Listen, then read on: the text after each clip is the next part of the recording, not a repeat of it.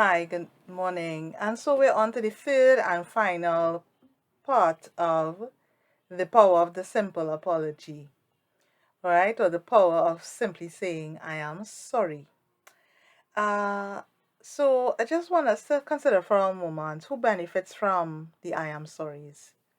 The person who says, I am sorry, he or she benefits from that because it means that it opens the way for him or her to deal with any resentments or hurts they too may have.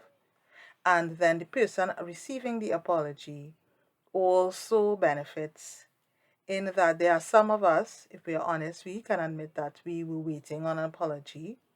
And sometimes we don't even know we need an apology, but it does something within our hearts. It softens something within us. It makes God even realer to us, and it allows us the opportunity to mirror and to do what we have learned from that person.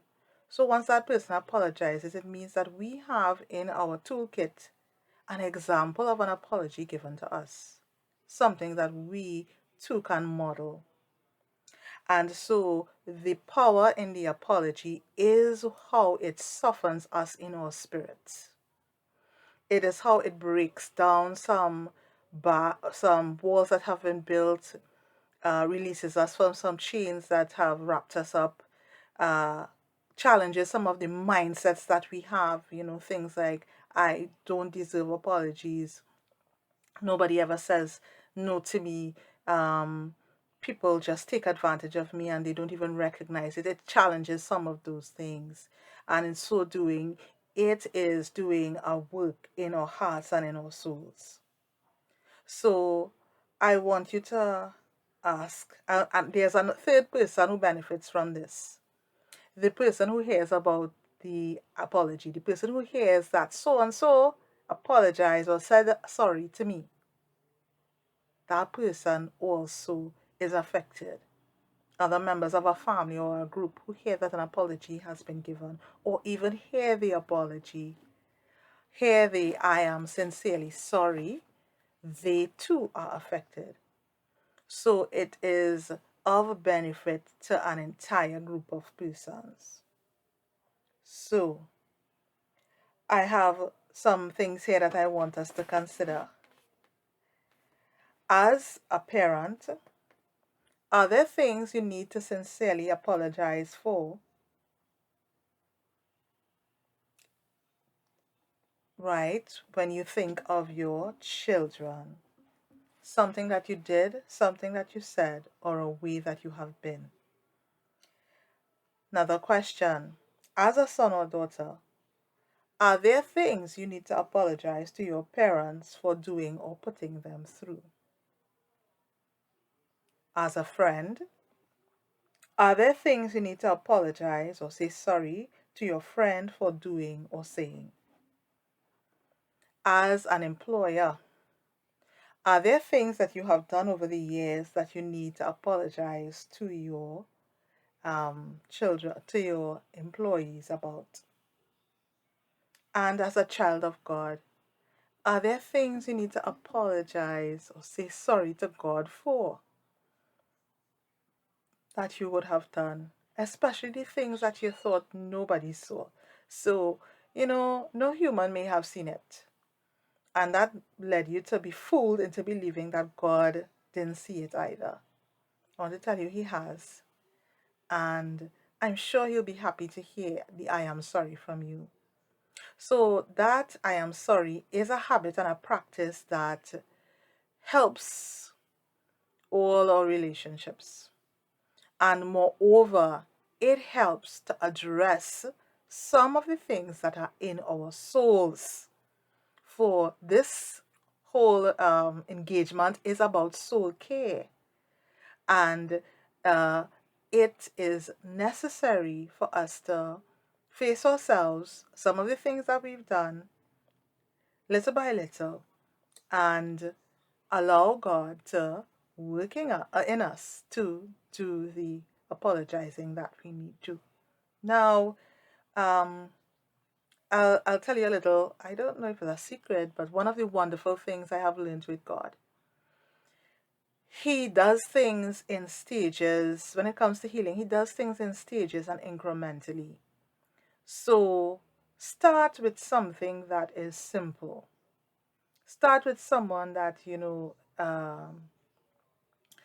or a relationship that you have that is, unless the Holy Spirit leads you otherwise, start with something that you think you can manage first. And give that apology. That opens a little bit of the door. Then the Holy Spirit will bring other persons or other experiences you might have had where you need to apologize or say sorry to people, and he'll open it and open it and open it. One of the things I've recognized is that he doesn't flood you with everything one time. So you'll give that apology now, and you may go along for a few months, and you'll be pretty okay, and then he reminds you, remember when you did X, Y, and Z? You need to say sorry for that. Then you go back and you say, I'm sorry. I go on to another year. He brings something else to your mind. You go and you do that. So God is gentle with us.